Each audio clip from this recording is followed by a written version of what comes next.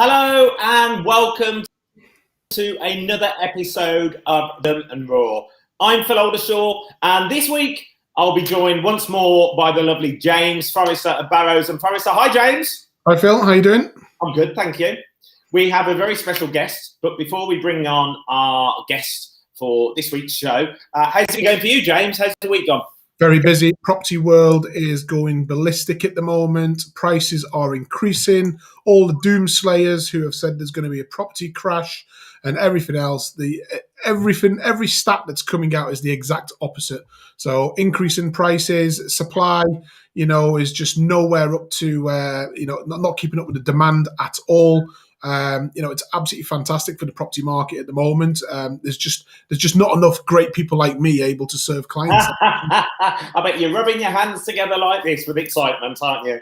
It's great to help a lot of people because I think with a lot of the incentives in place as well. It's allowed people to move who probably never thought they could move at the moment. We've got valuations all over the place, so it's very difficult to try and keep them in check, for what property prices really are and what they're worth, altogether. But I think the big thing is, look, for years since Brexit, as I said in last week's show, there's only really two people who have put their name out there and said the property prices will not crash and they're going to increase. And as we went into this pandemic, we both came out again. So Russell, who was on last week's show, and me and him were both on media saying prices will not go down. If people can't go out and spend the money, they will save, they'll renovate their houses, prices will go up. Exactly what's happening, altogether. So I wish I had that crystal ball for like the lottery and the Euro lottery numbers, but I don't. But I do seem to be pretty good at getting the property predictions right. Well done. Good. Well, that's why we're here. You're here to help with property. I'm just here to help with the flow of the show. I've seen your new banner, by the way, your new billboard that's gone up at the side of your new housing development. Yeah, over in Lichfield. So you saw that yesterday. I was doing my property rounds yesterday, popping in onto the development, seeing what's going on, where the status were. Great to see hoarding going up. You typically only want your hoarding going up at a certain point in the development. Some people put it up really, really early.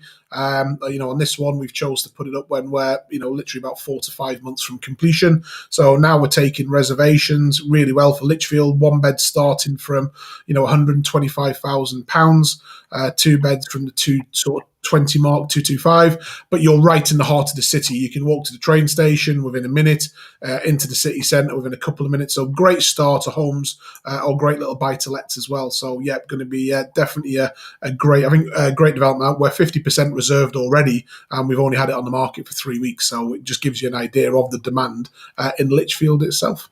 Brilliant, absolutely fantastic. And the great thing is you got the right billboard banner up there, because when they built the Beetham Tower here in Birmingham City Centre, the advertising banners they put around the side were for Beetham Tower in Manchester. They put completely the wrong ones. A big faux pas on their behalf, but they got it right in the end. It's a beautiful, iconic building now. Right, okay, look, Real, Random and Raw. We're back here every Friday, and we have another fantastic guest for you for this week's show from I can't say the R's. Westray Recruitment Limited.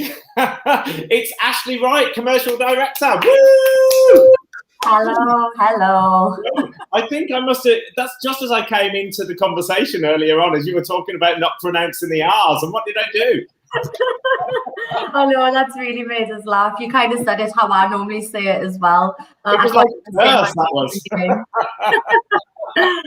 So look, great to have you here. Where are we talking to you from today? I'm in Solihull. I'm back in the area. I was back in Newcastle from just before Christmas until 3 weeks ago. So it's nice to be back, although I haven't, other than seeing my office and my apartment and Aldi, I haven't been anywhere. So I'm looking forward to things opening up and being able to physically meet people, which I haven't been able to do since moving to the West Midlands. But it's lovely down here. You must have been to Greg's, because we all go to Greg's when we're from the northeast. Oh, I Yeah. share the same building as Greg's, actually. And I actually love sharing the fact that Greg's was originally started in Newcastle as well. And a lot of people don't know that. So it makes me proud to be a Geordie when I'm standing in the Greggs queue.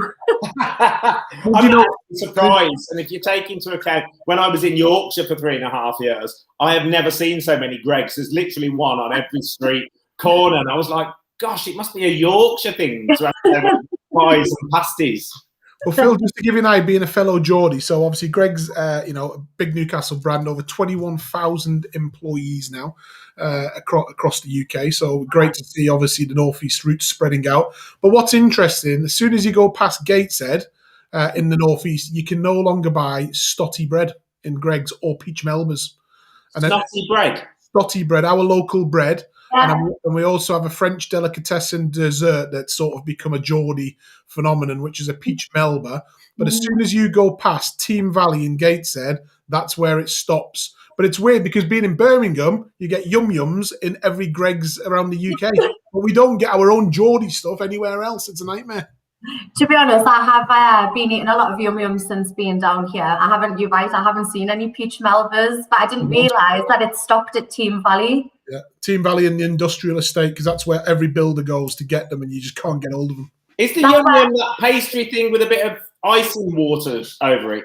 Yeah. Like the long strip. It's a Brummie. It's it's a Brummie thing, isn't it? I'm sure it is. Well, Brummie's have adopted it anyway. So when I first came down here, when I first came down, and people were talking about people from Black Country being yum yums. Yes. I thought that they were saying yum yums, so I was really confused because I was thinking, why are people called after a Greggs Greggs pastry? Then realise I've completely misheard it. Anyway, I think we've given Greggs a good plug, haven't we? Certainly have. So, look, it's great to have you here, Ashleigh, on Really Random and Raw. So, for all of our viewers looking in on many of the platforms that this goes out onto, you're commercial director for Westray Recruitment Limited. Give us an insight. Commercial director. Firstly, what do Westray do? Look at that. I'm very careful how I pronounce that. What does the company do? So we are a multidisciplined recruitment consultancy. The business was actually set up by my wonderful mother 31 years ago this year. I am actually a half Brummie myself. So my mother lived down in Brum in the 80s for around about 10 or 11 years, started working in recruitment. And obviously she met my dad down here. Then when they separated, she went back to Newcastle, set up her business and found out she was pregnant with me. So I've been in the business technically since the womb. And it's good fun. So we support a whole host of different businesses with their recruitment, both on a temp and perm basis, predominantly in manufacturing and engineering. I absolutely love that sector. It really excites me. But we do work with companies from sports companies, lawyers, insurance companies, call centres. So we support a whole variety of different business sectors. So it's interesting and it's exciting. It sounds really cliche, but no 2 days ever are the same. And it's just a fab industry to be in. And it's an industry I'm very passionate about as well. Fantastic. Can you just say insurance companies for me again, please? Insurance? Maybe it was just my ear. I thought you said insurance companies. And I was like, And that wouldn't be too bad if I had Ed Sheeran as a client. I would quite like that, but I think I'm not quite there yet. Yeah. So your role, commercial director, what does that entail? So my role, I'm mainly responsible for growing the business. So my mother's told me she doesn't want to retire poor. So I'm on a mission to make her fortune for her retirement. So my role is really to focus on the growth and the expansion of the business. So a couple of years ago, back end of 2019, I set up our second office, which was down on Teesside. And then last year I came down to set up our office in Brum. And I'm responsible for getting those offices off the ground, and also looking at different markets and different sectors that we can move into also. And we are actually also just about to launch an ed tech side to the business. which I'm really excited about. So it's a different service offering that goes hand in hand with recruitment, but it's all about training and development. So we've got a suite of about 150 courses that are accredited. Wow. That we can supply into businesses. So that's going to be a real game changer for us. So then once that's off the ground, then the next project for me will be looking at where else we can open up. So my role is really just focusing on the business, the growth, the expansion. Believe it or not, I love recruitment as an industry, but I don't like hands-on recruitment itself. I much prefer being out and about with clients and doing the networking and the sales. And I'm very, looking at CVs all day is too boring for me. I like to be out and about and meeting people. So, and it's great and it's what I love, but that's why I'm struggling with lockdown, not being able to get out and about. Definitely, and I think it's an interesting one though. So you're coming from the northeast, obviously with Gateshead, then Stockton. Why Birmingham? Because we have a lot of Birmingham people who will be watching this, big following. Obviously I've been now in the city now for 11, 12 years. Phil's born and bred and part of the heritage, of Birmingham. So why did you and your mum think, right, let's get the Geordies down to Birmingham and let's make a big change in the recruitment world? So Birmingham had always been on the plan for us, but if I'm being 100% honest, it was never in the plan for last year. Yeah. Setting up a new office in a new location in the height of a pandemic, it was just by pure chance. But the reason for wanting to come down here before we even did was it's a second city. So much opportunity, so many different businesses, and it's really thriving and there's a lot going on down here. And plus for me personally, with me having family down here, so as I said, I've got my dad who lives down here and I've got 3 half sisters as well. And also with my mother having lived here for a long time, back in her youth, for me it kind of felt like home away from home, even though I'd never actually spent any time here. Where did she live? Sorry? Where did she live, Ashleigh? Oh, she lived in, do you know what? I actually just asked her this the other day because I didn't know. Is it Brookvale Valley? Edgbaston, I think. Erdington. And I can't remember where else she said. Places that I've got no idea where they are. Okay, I don't know Brookvale Valley. I know Woodgate Valley, but definitely Edgbaston and Erdington. So yes, I probably got that wrong then. But no, it's been great, and I was looking forward to coming down. And as I said, for me, it was for my personal development as well. I mean, I'd never been outside of Newcastle, apart from going on holiday, had never left Newcastle in my life. I think I probably would have struggled having went somewhere that I didn't have a connection to. Yeah. But for me, it was to come down and just experience a much bigger city, but really delve into the opportunities that are down here. And there's so much going on. And I'm loving being part of the community down here. I didn't actually think that I would love the region as much as I love the northeast, but I really feel part of a community now, which has been great. And the businesses down here are absolutely fantastic. And with the new Gigafactory having been announced as well, that's something that's amazing. And for the region, it's absolutely fantastic.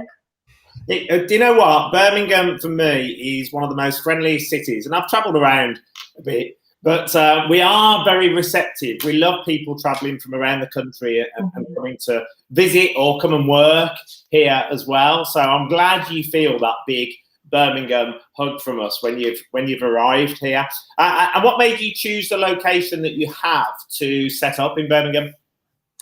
So we're on Birmingham Business Park at the moment, which is an amazing location. It's really accessible to a lot of different areas, but there's a lot of different businesses on there as well.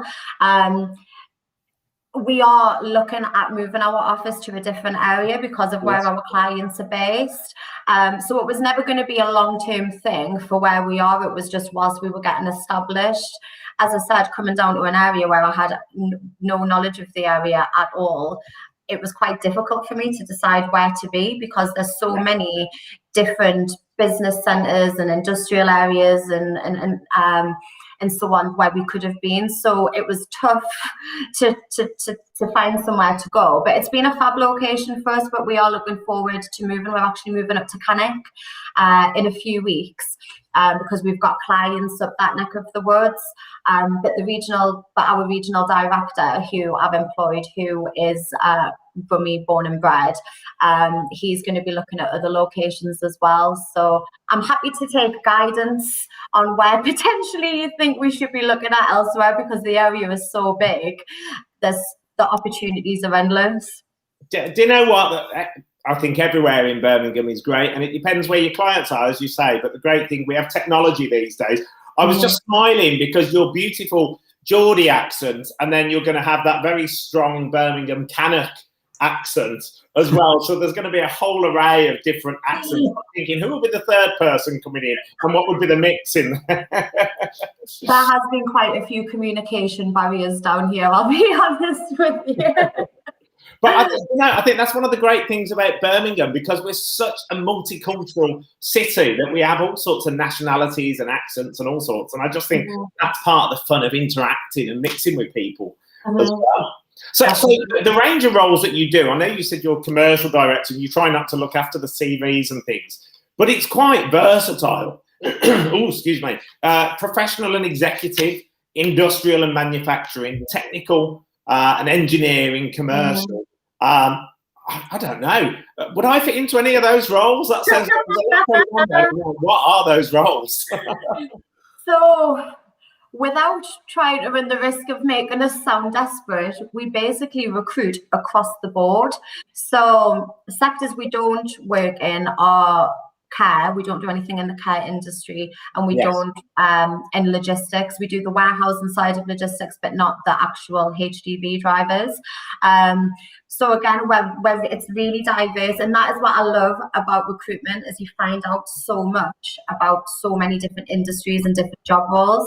So within our manufacturing division, that's predominantly your unskilled workers that are kind of like your production workers, warehousing. Engineering is your more skilled roles, so your design engineers, mechanical engineers, and then commercial is all of your office support roles. So anything from admin, HR, finance, sales, procurement. And then professional is everything else, from your senior managers, directors. So we pretty much have everything covered.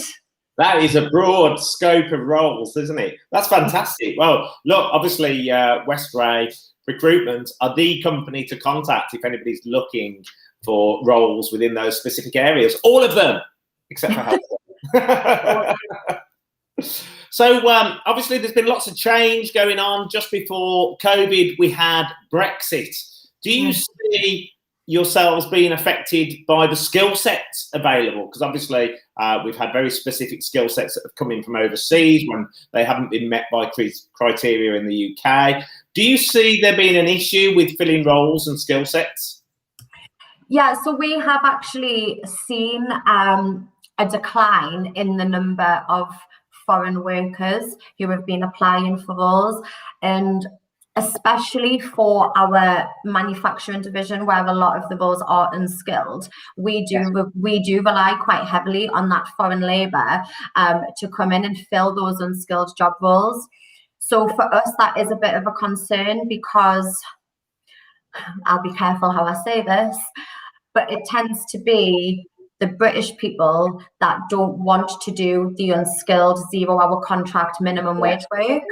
So it is going to cause, and we, as I said, we have seen a decline in those applications, which is frustrating, because we need them. So from that perspective, we are going to struggle, and especially now there's a skill shortage across all industry sectors anyway. So with Brexit coming into place and that's just another hurdle.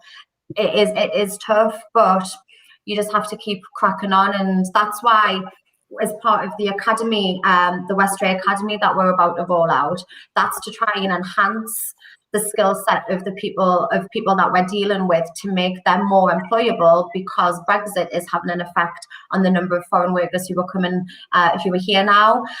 So it's all part of a bigger plan, due to the fact that we're having to look at different ways of attracting candidates and getting people to go to work.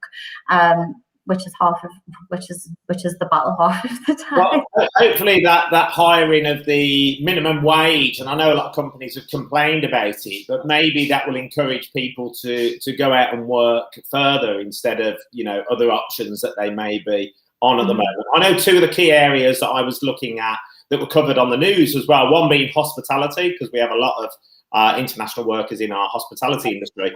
And the other one I saw was farming. The amount of people that come over to, you know, pick fruits and veg and get involved, and the amount of stock that has been thrown away because they couldn't get enough people to come and do it was really fascinating, but also very sad to see, because very wasteful when you think of people starving around the world. Yeah, absolutely. And for me, this is, as I've said, I love recruitment and I'm very passionate about it, but it is an industry that does get you very frustrated with people as a whole, because there are some fantastic opportunities available for people that are long-term. So within farming, for example, there could be long-term contracts. Yeah, it might not be the best working conditions, but from my perspective, is it not better to be out working and getting some money in until something better comes along? And it's frustrating that British people as a whole they want to be quite picky. They want to pick and choose what they will and won't do. And it is a nightmare, because you're absolutely right. It's a shame for those industries as well who are suffering because they can't get the skills that they require or the people to do the jobs. But unfortunately, in the world of work, we can't all have the best possible job in the world where it meets every aspect, every bit of criteria that you have. And I think people need to be more open, and that's why we're trying to work with candidates with the Westray Academy, which we're going to roll out for businesses, but also for people who are looking for work. And that's why we're rolling this out, to try and give them new options and different things to think about. And just different opportunities as well, because we do deal also with a lot of people who haven't had the best start in life and haven't had very good opportunities, that they can come from poor social backgrounds. And it's quite sad, a lot of their stories, but we want to work with them really closely. We're very, very focused on our candidate happiness and putting them into roles where they're going to stay and they're going to make a positive impact for the business, but also themselves. So we're having to this is why we've been having to really think about our service offering in order to help both candidates and clients as well, for the reasons I've just explained. I think it's interesting that as well, because this is where I pop in with my random stuff that Phil sometimes has to rein me back in. So everyone who knows me, I make no secret, I was a massive Brexit supporter, still am. I think everything that's going on with the EU now has just shown exactly why we should have it. I think I had this same conversation on Tuesday with somebody in regards to education opportunities for people in and across Birmingham. And I totally understand that, because I think there is a lot of British people, and I was one of these when I was young. I didn't want to do the basic job. I wanted to jump and earn the money, straight away. And I think everyone, to be honest, regardless of nationality, is like that. They'd say, why would I do that if I can just jump up straight here and do this?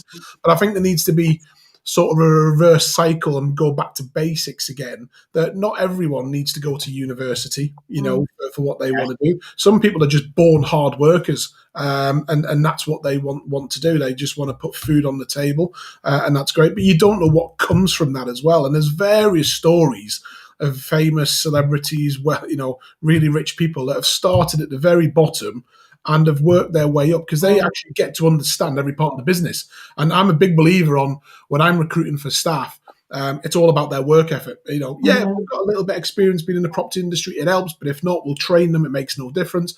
But it's all about their personality and their work ethic. And if they've got that right, they're going to go so far in life. So I think it's interesting hearing that as a recruitment company, like a lot of companies, during the pandemic, because obviously, you weren't expecting this to happen as you were opening up. But it's that famous saying of assess the masses and do the opposite. And everyone can keep saying, right, well, how many people do you need? Well, we need, 10 people for the next 3 months. Great, we'll go and find them. But then what happens after that?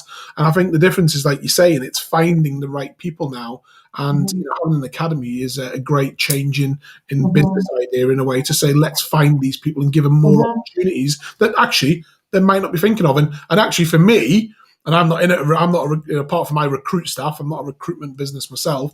I see the pandemic being amazing for recruitment companies coming out of this, because a lot of people, unfortunately, are going to lose their jobs when furlough comes to an end, and recruitment companies will literally come at the top to help other companies that will benefit and are going to expand out of this.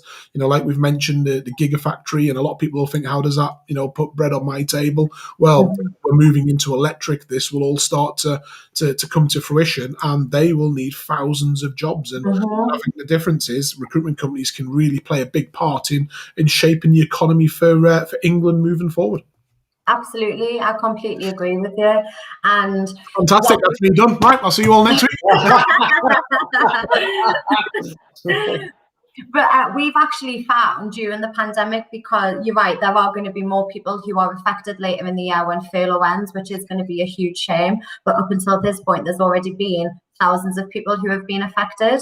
But even when people have been on furlough, we're having conversations with candidates who are ringing and saying, right, I might be in X industry, but I've been in it for 20 years, I'm a little bit fed up. And they've used it as the ideal time and opportunity to retrain and look at other options and look at career changes, which has been fantastic.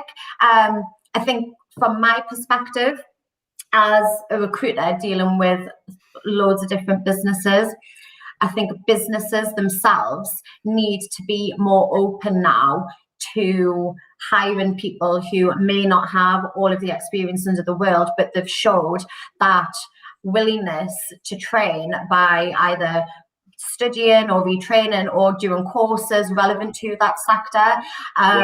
Because we do find that every business wants the best skill set possible for their staff. And in an ideal world, we would get someone to come in who can hit the ground running straight away, because it means that our time is freed up. But in reality, it doesn't always work that way. And I think now there are a lot of people who are going to be affected, but who are absolutely amazing in so many different areas.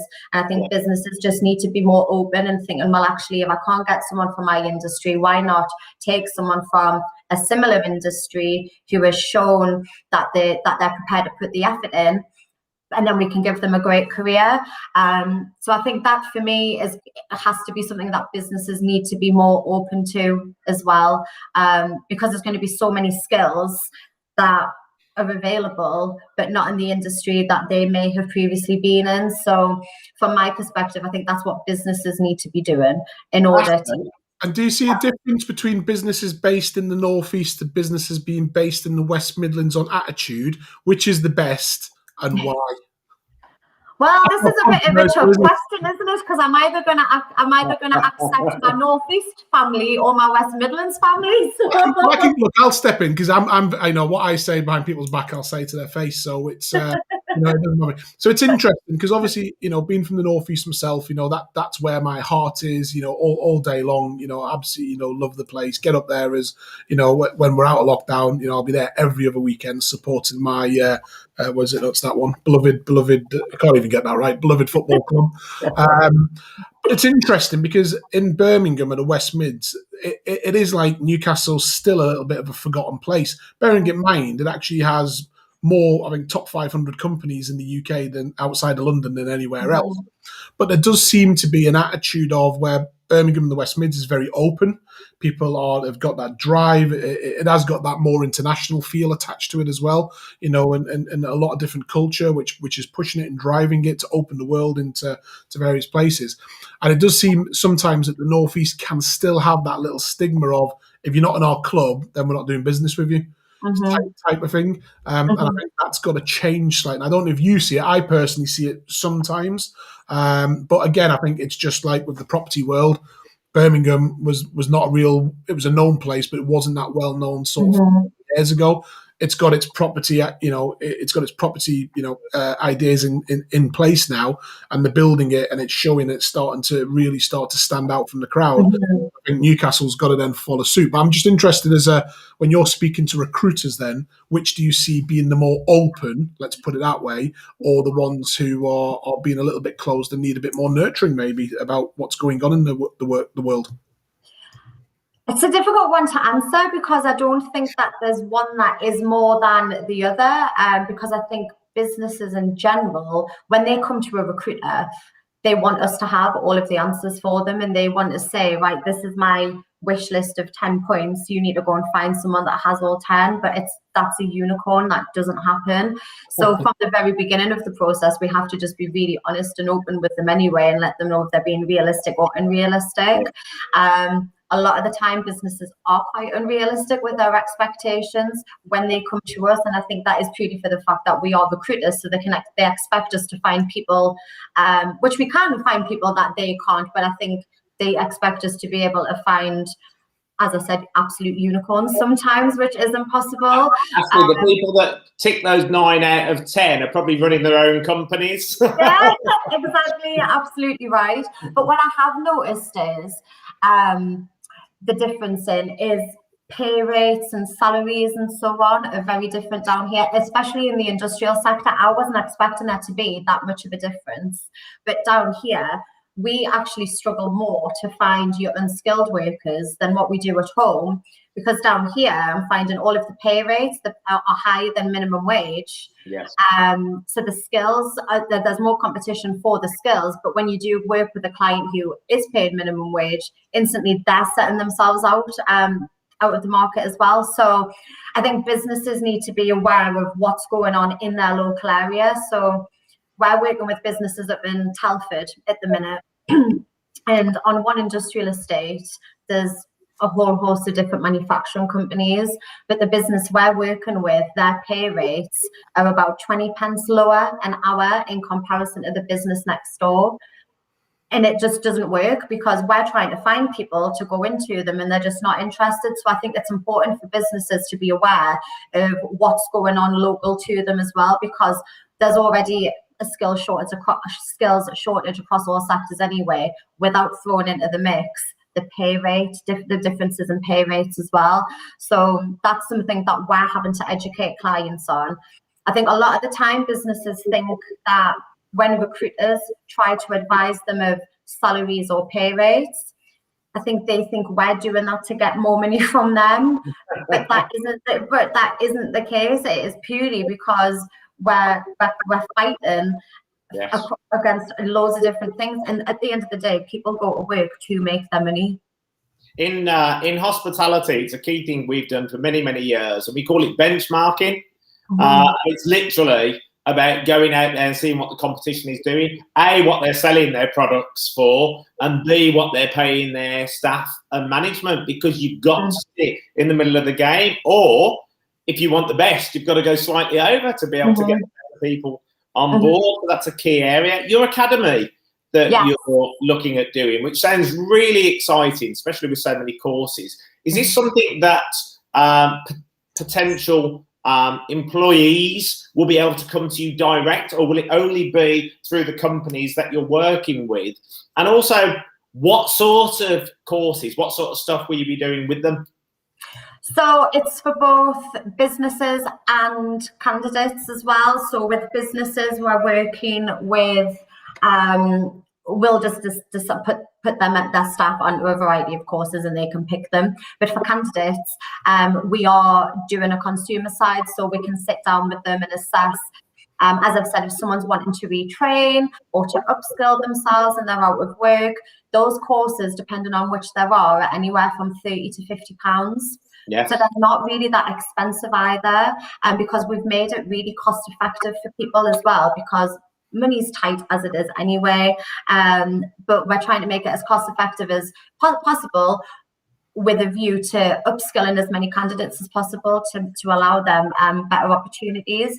So in terms of the courses that are available, they're across all sectors. So there's engineering, warehouse, health and safety, recruitment, customer service. There's a module on mental health in the workplace as Are they well. accredited? Yes, yeah, certified, yeah. We've literally and everything in between. There's even a bundle of courses that are relevant for the care sector. So as I've said, we don't recruit into the care sector, but we're able to go to into markets that we're not working in currently with this offering. So I'm really excited by it. Lots going on. And something for everyone as well, regardless of the industry that you're in. And there's also a suite of CPD courses which are certified as well. So it's literally something from someone looking for a first job to a director who's wanting to upskill themselves. And there's also about to launch up to level 6 qualifications as well, which are kind of your diploma and degree level. So I'm really excited by it, really excited. And I'm looking for someone also, so this is, if anyone can help me, someone in the EV sector who would potentially be interested in coming up with some content to put onto the academy as well. And for those that don't know, EV? Electric vehicles. Well, there'll be many people on here thinking, what's EV? It's the future. Yeah, in the hospitality industry, EV would be a speaker system. or a new cocktail. Yeah. Oh, a cocktail sounds nice. So COVID, how has that affected your industry, the rate of people applying for work? Obviously, there's been a lot of people put out of work. There's others that are still working. So it's been a very interesting mix to watch the marketplace. But how have you found that? Has demand gone up or plateaued or gone down? We've seen supply. It's a really tough one because there are a lot of recruitment businesses that haven't done so well throughout COVID. But we're fortunate that we have done really well. We've actually grown throughout COVID. And it's bittersweet, really, because we lost a bit of business through site closures and so on due to COVID. Yeah. So had that not happened, because we won new clients as well, we would have been absolutely flying. But that's just, it is what it is. It's been tough. So when it's talking about permanent recruitment, it was tough because initially businesses weren't wanting to hire on a permanent basis, especially with people working from home. But then from the candidate perspective, there are a lot of candidates who are going through the process. But then as further lockdowns were announced and changes, they were then dropping out of the process because they didn't want to run the risk of leaving a company where they may have been for a number of years to go to a business, and they're thinking, well, I'm last one in, first one out. So that has been tough on that side. On the temp recruitment side, again, same things. We actually had a couple of our clients who did have COVID outbreaks. So as you can imagine, our role is to then backfill all of their permanent roles, but we had a number of our temps who were affected as well. Wow. So that was tough. It has been, but we are starting to see now, I think, because there is light at the end of the tunnel, and I think people are just getting fed up and sick now. We are starting to see that the application rate is increasing, but initially it was really, really, really tough. And especially having to do everything over the phone and on Zoom, that made it hard as well, especially from an induction perspective. So it's been challenging, but we are starting to see things moving now. And I think people, as I said, I think people are just a bit fed up of sitting in the house and not having done much for the past year. So, and I think now with the vaccine and with the infection rates dropping and the vaccine being rolled out, people are more open. So I'm just hoping that it continues and that there isn't another outbreak. It's interesting. Brightly today, so you're obviously not zoomed out yet. I am very zoomed out. It's an interesting one, that, because even today this is a hot topic being discussed, and this is all about coming out of lockdown now. Is Johnson going to move the goalposts, and after the 21st of June we'll still be in lockdown? And it's interesting because if you go around now, look, we're towards the end of March. people are going into each other's houses now. You can only have to look down your streets and you do see it happening. So there's no point, lying about it. You are seeing it more and more. The weather, if the weather's good, then, naturally people are going to be out in the parks and meeting up and stuff like that. Because I think people have got to the end of their patience now on this. That it was literally, the gamble was put red or black. It was all about the vaccine. Over 50% of the population has now been vaccinated. And it's, I totally agree. I think this is what we're going to see. People are fed up. They want to be getting back. And I think very interesting is employers want to get back very quickly to normal, because I think it's trying to get put into law now that employees will be have rights to work from home. But it's interesting because I sit there then as an employer going, I would love if all my staff could work from home, don't have offices, there's one. You can read off the list, but your productivity is never the same. It just never is the same. And the problem is, in the property market especially, and I'm sure a lot of other industries are the same, it's ever changing. There's new legislation coming up. There's things that pop up all the time. And it's not as simple where someone can just pick up the phone and go, I've had this, can you? They want that interaction, way with colleagues or, with their managers or anything, and, with their customers. And I just think, we're going to see a massive change. And I think this is all this pent up demand that you do hear that's been talking about, that as soon as I've got it in really from the end of May, I think that's the one that we will see everything start to take off. If they asked us to do anything after the 21st of June, I think there's a good percentage of people are just going to say no and get on with it. And I think that'll be employers as well, because they literally cannot afford to lose their business. They don't want to see employees out of a job, not being able to feed their family or anything like this as well. So I think for the recruitment world, it's going to be some exciting times coming up, I think, definitely, but also some worrying times depending on what comes through as well, especially with redundancies that we made. But we never know, as there's a redundancy made, it could open up to pastures new for someone else in another company. And I think that's probably the good thing. I think for us, that we've been established 31 years this year. We've been through I think we were set up in a recession, I believe, back in 1990. And I think no matter what, and this is what I love about being in business in general, is that you see how resilient people are and that people will bounce back. And it's a bit frustrating and it's been hard for everyone. But I think this pandemic, because it's something that everyone is in together, everyone's been a lot more supportive. And I would really recommend that people do reach out to their network and ask for support, because this isn't when there's like recessions and whatever, there's certain industries that are affected more than others and so on. But this pandemic is something that has affected each and every one of us in one way or another. And as I said, being in business, I love seeing how resilient people are. And we've had a hard time. I had to make 5 people redundant last year, which was awful. And that was the first time I've had to make anyone redundant. And it was really, really tough.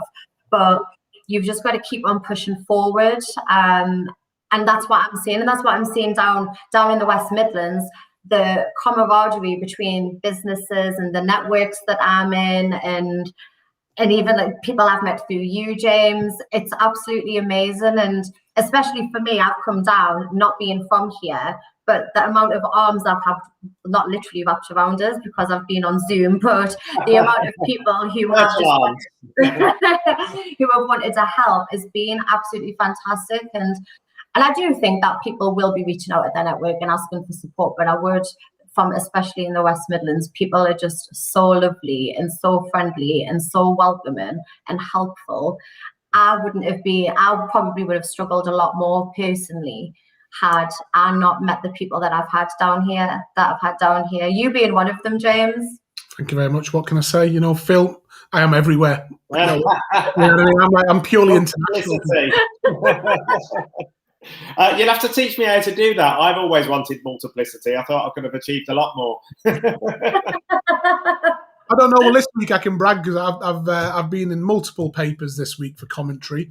But what was really nice was seeing my other company, Stripe Homes, as you know, as we build houses, hit a big, massive spread in the First Time Buyer magazine, available in WH Smith's. And really nice to see a nice 2-3 page spread all about research that we've done about, for first time buyers. So, really good there. So I would love to get it, but WH Smith's is still on February, March edition. And this is the April, May that I've already seen online and I can't get hold of it. So I'm like a kid in a sweet shop at the moment. Want to get hold of it. You'll have to send that to me. Ashleigh. I was just saying you'll have to send that to me. I'm going to be buying my first house next year, if all goes well. Not sure where I'm going to be. People keep asking. Birmingham. Well, this is if I find the love of my life down in the West Midlands, then I'll stay. But if not, I will be going back home. There's an advert for you. So it's real random and raw dating now. Yeah, so we need to find a date. We need to find a date for Ashley. So all those people then who are thinking, I could be. Please comment with him. First of Ashley's dreams, then drop the message and we'll put you in touch. And then if you do need a house, we're building some lovely, as well as obviously we've got apartments, but we've got some lovely 3-bedroom houses being built in Lichfield and Norton Keynes at the moment. So if it happens to be a bit quick after this show, then come and see me. I can sort you out for a house as well. If only you were doing something in Newcastle though as well, James. Well, we've got them as well, don't worry. But hopefully you'll stay in the West Midlands and we keep you as the asset down here rather than give you back up to the north. To be honest, do you know what I've said since moving down here, and it was a big thing for me to come down.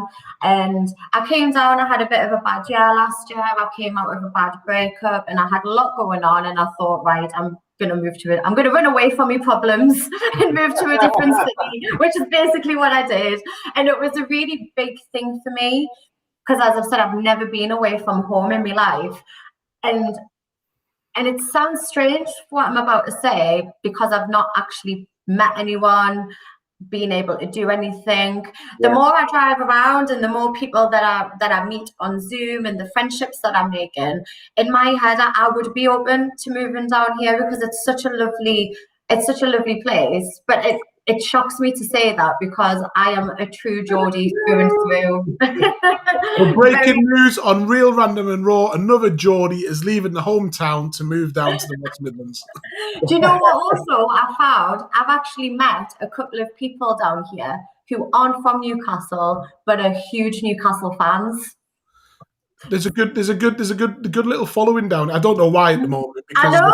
the football team, we are absolutely useless at the moment. But there is a good little following. You do see it because when you get the train from New Street, obviously up to Newcastle Central, it is full of Newcastle fans all the way through. So I think the difference is obviously with Newcastle and the West Midlands. Me and Phil have this conversation quite a lot.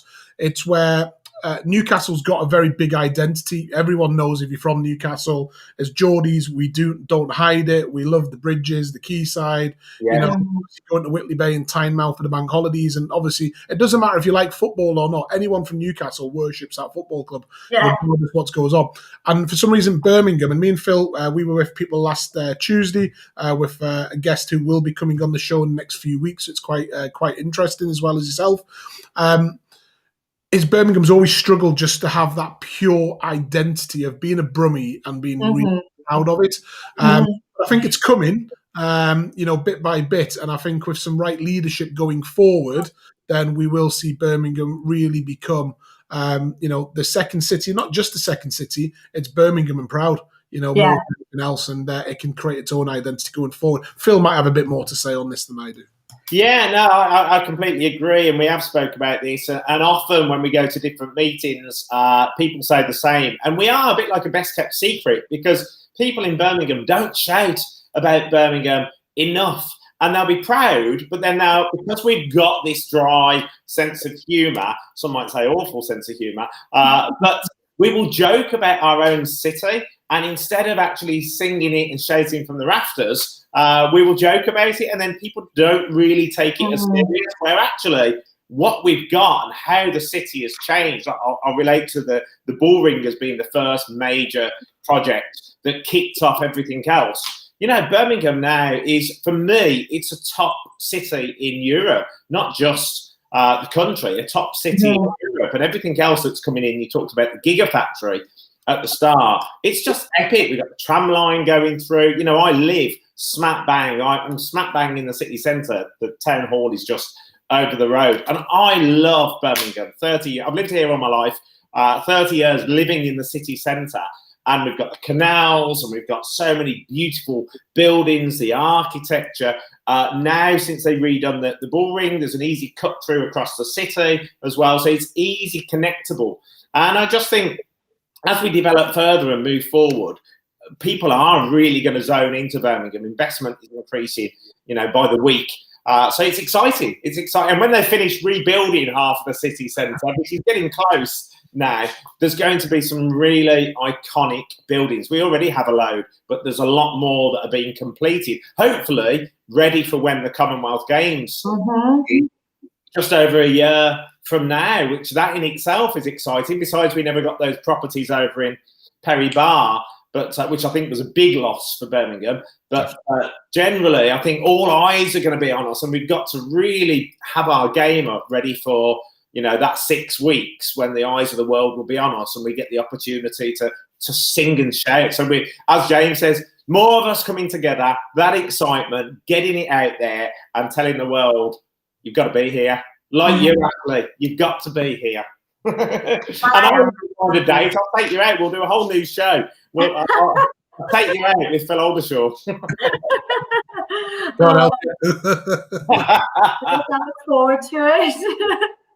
I'm excited already. If you could find me a husband, the move definitely would have been worth it. Brand new show, Find Me a Husband. Wow. You know, like abroad, they have those Find Me a Millionaire or Millionaire Matchmaker and that sort of thing. No, we'll have this one and simply Find Me a Husband. Money doesn't come into it. It's just about the journey. Just a nice man.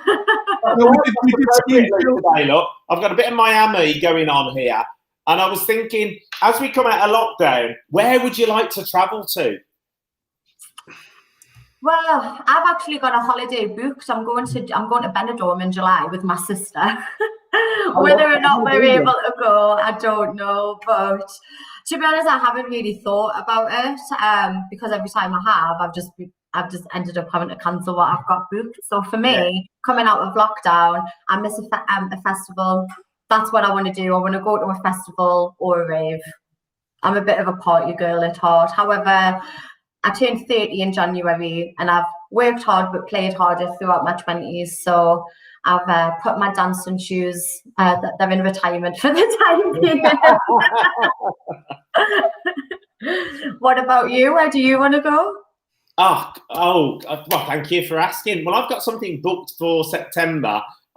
Which is we have an apartment in Majaca in mainland Spain. So we're going to go over there for 10 days. But it was my 50th birthday in October, just gone. And I was supposed to be going to Peru and going through the Amazon and up to Machu Picchu and so on. So I'd like to be able to redo that, really. I'm very spiritual. So I want to try that. You know, that natural plant, ayahuasca, which is called the spirit molecule that connects you with. So I want to have that whole experience, which is in Belgium, I want to say, because a client of mine went to a retreat over, I can't remember where it was.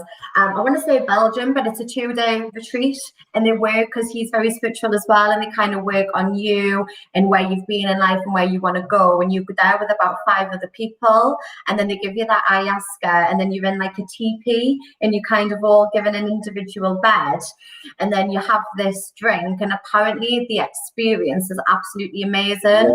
Which is in Belgium, though. Sorry? Belgium, did you say? I think I'll have to double check and I'll come back to you. This sounds so wrong. I'm so glad. You talking about being a raver? I've only been to Belgium once, and I went to Tomorrowland. No. VIP, courtesy of Red Bull. It was incredible. Oh, Phil, that is on. So my sister is turning 21 in June, and she was going to ask for her 21st birthday for tickets to Tomorrowland, but because of what's going on, I don't think she's going to bother. But that is my ultimate go-to place. That if I don't get there before I die, I'm gonna die unhappy. When you talk about Phil, I was going to say, sorry, you can see why I look a bit strange in it, because you talk about a tent, spiritual place, and you all have a bed in this tent, and you all get given a drink, and it's like, yeah, that's definitely spiritual in so many different ways. James, you've definitely got to understand it, but there's a program on Netflix called The Spirit Molecule. Mm-hmm. And if you watch it, it will open your mind up. And they've done loads of investigations into it. They've done proper laboratory tests around it. And it's a real eye-opener. Everybody has this same connection, this out of body or spiritual experience, connecting with a bigger plane of what is. I'll just take your word for it. I've got a million other things going on in my life. I'll just take your word on this one. I was going to say, Ashleigh, on my bucket list, I wanted to see Hardwell at Tomorrowland, and he was on when I went there. So it was one of my. I saw Hardwell. I went to Creamfields when I was 17, not realising that it was an 18 and over festival until I was on the coach on the way down there. So naturally, I was really, really panicked, thinking, "Oh my god!" Because my friends I was with were all 18 and older. So I thought, "Oh god, I'm not going to get in." The ironic thing was, they all got ID'd and I didn't, which obviously I was really happy about. But looking back, I'm a bit miffed about. But anyway, so Hardwell at Creamfields, and Phil, you and I need to go to we'll go to a rave or a festival. You're on. Okay, so look, we're almost going to wrap it up. So look, you're in Birmingham. If people want to find you, Ashleigh, and get involved or look for you to help them find work, how will they do that? Just give me a call or drop me an email over. I'm very active on LinkedIn as well. I post a lot of content on there, and all of my contact information's on there. But you can just give me a call or email me. Do you want me to give my mobile number now, or do you want me to just give it to you at the end for you to share? If you want your mobile number out there, where James can type it in and put it on there. He's very good tapping his digits away. I'll give it to you. For putting that so elegantly, Phil. He'll make it come up on screen. Before I do, let's start with the first one, just to make sure it's all good. So if you want to connect on LinkedIn, I would say, because it's probably safer than handing your mobile out, then this is where they can find you, obviously on LinkedIn. Very simple, Ashleigh Wright, Westray Recruit. That is me. I didn't even realise that was my LinkedIn handle. You've actually I must have done that. If not, it's somebody who looks like you, so I thought that'll do. Yeah, I was going to call you giving your mobile number out, especially when we've been talking about dating. You'll have a whole stream of other calls. I've got 2 mobiles, so it's not that much. If it came up on my work phone, I wouldn't mind as much. Okay, super. And your website, how will they find you? It's westrayrecruitment.co.uk, and all of our team are on there as well. So even if there's anyone who wants to be in contact with anyone in the Northeast, then their details are on there as well. But yeah, just give me a call. I'm very friendly. I will literally talk to anyone. James knows I will talk the hind legs off a donkey. So if anyone wants to chat about anything, then give us a ring. And for me, I'm wanting to build my network as well. So I'd actually welcome conversations with people about anything, because it's just going to help me with my knowledge of the area as well. Perfect. Fantastic. James, anything from you, my friend? Absolutely not. It's obviously been a great week in the property world. I expect it to be the same next year, end of the financial year for many companies. So, obviously the stamp duty was going to end, on the 31st. So it's been extended, but we will see a lot of completions happen this Friday in the marketplace. So I think, some very interesting times coming up over the next few weeks. There's a lot of excitement out there now. People can see end at the light of the tunnel. Light at the end of the tunnel, I should say. And I think it's going to be good. And I think, this is the time to shine. If you really want to do well coming out of a pandemic, this is where you want to have all your eggs in order, so to speak, and get ready to go. But I'm very excited for the future going forward, and some big, big plans, as you well know, Phil. Yeah, very. Including our new website, which will be ready next week. Is Jamil building it by any chance? He is building it, and it's nearly done. So soon we'll put it out there, and everyone will be able to go to our new website. They will see me and Phil, everyone that we interview. You'll be able to click on your to watch us live. You'll be able to watch all the previous visitors. You'll be able to go onto your Apple Podcasts, Spotify, whichever is your preference to do it. And also, you will see our new spin-off shows that we will soon be creating as well. Find me a husband, I can categorically say. We are very excited, and a big thank you to Jamil at Bootcamp Media, who does a lot of work behind the scenes for us as well, and he's helping to get that site together. It will be an exciting website, Real Random Raw, and we'll just give you more details as we move forward. So this is time for me to say I'm Phil Aldershaw. You've been with the lovely James Forrester of Barrows and Forrester, and Commercial Director for Westray Recruitment Limited, the lovely Ashleigh Wright. Woo! Ashleigh, it's been an utter joy.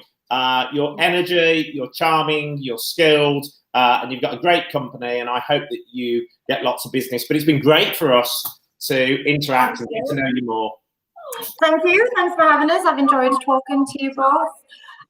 And James, I'm looking forward to physically seeing you soon.